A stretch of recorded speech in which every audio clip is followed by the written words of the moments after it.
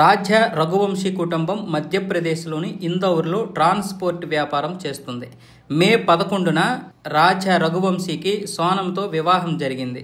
మే 20వ తారీఖున హనీమూన్ కోసం ఈ నవదంపతులు మేఘాలయకు వెళ్లారు. అయితే ఈ జంట మే 22న ఒక ద్విచక్ర వాహనాన్ని అద్దెకి తీసుకుని మౌలాకియాత్ అనే గ్రామానికి చేరుకున్నట్లు మేఘాలయ అధికారులు తెలిపారు. అక్కడే వారి ఆచూకీ గల్లంత కాగా 11 రోజులకు రఘువంశీ మృతదేహం బయటపడింది. ఆ తర్వాత భార్య సోనం బ్రతికే ఉందా, లేకపోతే ఎక్కడైనా స్పృహ తప్పి పడిపోయి ఉందా, లేకపోతే ఎవరైనా కిడ్నాప్ చేశారా అనే కోణంలో కూడా పోలీసులు తీవ్రంగా గాలించారు. అయినా సరే ఆమె ఎక్కడా కనిపించలేదు. చివరికి ఆమె ఉత్తరప్రదేశ్లోని గాజీపూర్లో పోలీసులు ఎదుట లొంగిపోయింది.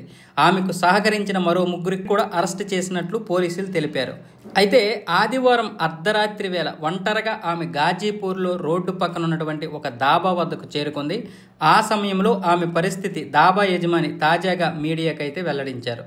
ఆ రోజు రాత్రి అంటే ఆదివారం రోజు రాత్రి 1 గంట వేళ ఆమె మా దాబా వద్దకు ఏడ్చుకుంటూ వచ్చింది. అక్కడున్న కస్టమర్లను సహాయం కోరింది. తర్వాత నా వద్దకు వచ్చి తన కుటుంబ సభ్యులకు కాల్ చేసుకోవాలని నా ఫోన్ను అడిగింది. ఆ సమయంలో సోనం మానసిక పరిస్థితి సరిగా లేనట్లు అనిపించింది. ఎంతో బాధపడుతూ కుటుంబ సభ్యులతో మాట్లాడింది. ఆ తర్వాత వారితో నేను మాట్లాడాను. ఆమె ఉన్న లొకేషన్ వారికి తెలియజేశాను. కాసేపటికి సోనం సోదరుడు నాకు ఫోన్ చేశారు. ఆమె ఆచూకీ గురించి పోలీసులకు తెలియజేయాలని కోరాడు. పోలీసులకు సమాచారం అందించడంతో 2 గంటల ప్రాంతంలో ఆమెను పోలీసులు అదుపులోకి అయితే తీసుకున్నారు అని ఆ దాబా యజమాని అయితే చెప్పడం జరిగింది. అయితే ఇక్కడ సోనం తన గురించి చెప్పే విషయాల్లో నేను నిందితురాలని కాదు, నన్ను ఎవరో కిడ్నాప్ చేశారు, ఆ తర్వాత గాజీపూర్లో వదిలేసి వెళ్ళిపోయారు, అక్కడ నుంచే నేను మా వాళ్ళకి ఫోన్ చేశా అని సోనం విచారణలో వెల్లడించినట్లు తెలుస్తోంది. గాజీపూర్లో ఒక హోటల్ వద్ద నుంచి ఆమెను పోలీసులు అరెస్ట్ చేశారు. ఈ విషయాన్ని హోటల్ సిబ్బంది కూడా తెలపడం జరిగింది. అయితే ఈ కేసులో సోనం బాయ్ ఫ్రెండ్గా అనుమానిస్తున్న రాజ్ కుష్వాహా అనే వ్యక్తిని కూడా పోలీసులు అరెస్ట్ చేశారు. కుష్వాహాతో ఆమె తరచూ మాట్లాడుతుందని మృతుడు రాజ్య రఘువంశీ సోదరుడు కూడా ఈ విషయాన్ని ధృవీకరించాడు. సోనం నిర్వహిస్తున్న ఒక కంపెనీలో అతడి ఉద్యోగి అన్న విషయం మాత్రమే తమకు తెలుసని ఈ విషయాన్ని అయితే మృతుడు రాజ్య రఘువంశీ తమ్ముడైతే చెప్పడం జరిగింది. ఇందౌర్కు చెందిన రాజ్ కుష్వాహాకు సోనంతో కొంతకాలంగా సాన్నిహిత్యం ఉందని, అతడి ప్లాన్ ప్రకారమే భర్తను హత్య చేసి ఉంటుందనే అనుమానాలు కూడా ఇప్పుడు వ్యక్తమవుతున్నాయి. ఈ విషయంలో కూడా పోలీసులు అయితే ఎంక్వైరీ చేస్తున్నారు. అయితే ఇక్కడ రాజ్య రఘువంశీ సోదరుడు అలాగే అతని తల్లి కూడా వాళ్ళ వెర్షన్ కూడా చెబుతున్నారు. వాళ్ళ వెర్షన్ ఏంటంటే, మా కుటుంబం పూర్తి అంగీకారం తెలపక ముందే హనీమూన్ కోసం అన్ని ఏర్పాట్లు చేసిందని రాజ్య రఘువంశీ తల్లి అయితే ఆరోపించారు. ఈ విషయం గురించి చివరి వరకు 2 కుటుంబాలకు తెలియజేయలేదని కూడా తెలిపారు. సోనం ఈ ఏర్పాట్లు చేసిందని హనీమూన్కి వెళ్లే ముందు తన కుమారుడు రాజా చెప్పాడని ఆమె వెల్లడించారు.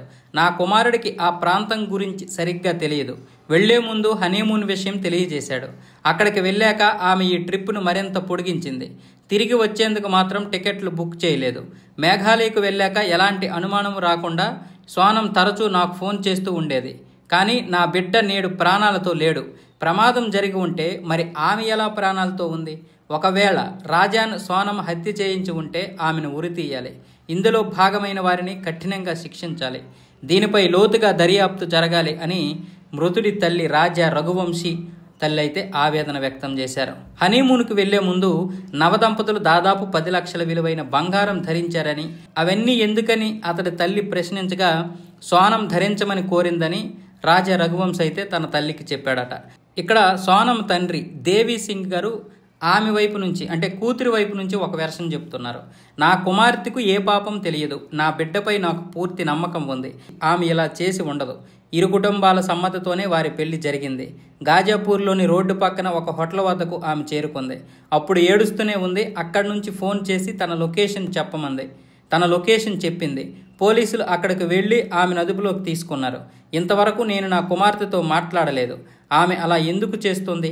మేఘాలయ పోలీసులు అబద్ధం చెబుతున్నారు. నా కుమార్తె తనంతట తానుగానే గాజీపూర్కి వచ్చింది.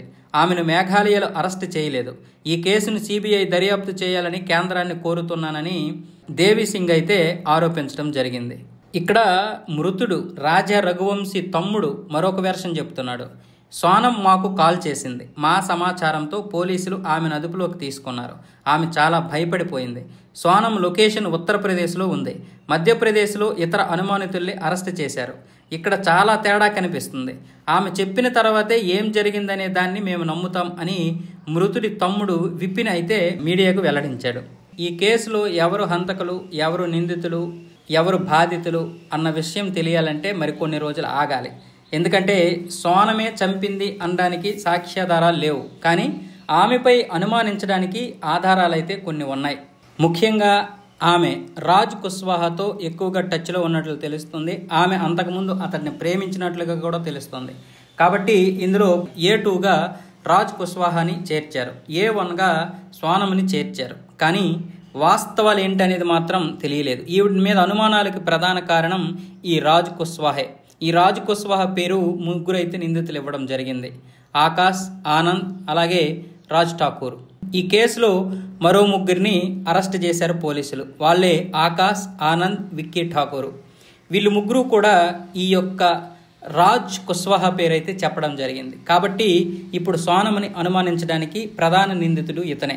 అయితే ఆమె నేనైతే ఈ పని చేయలేదు, నన్నే కిడ్నాప్ చేశారు, నన్ను ఇక్కడ ఉత్తరప్రదేశ్లో వదిలేశారు అని ఆవిడ తన వెర్షన్ అయితే చెబుతోంది. ఇదంతా కూడా పోలీసుల విచారణలోనే తేలాలి.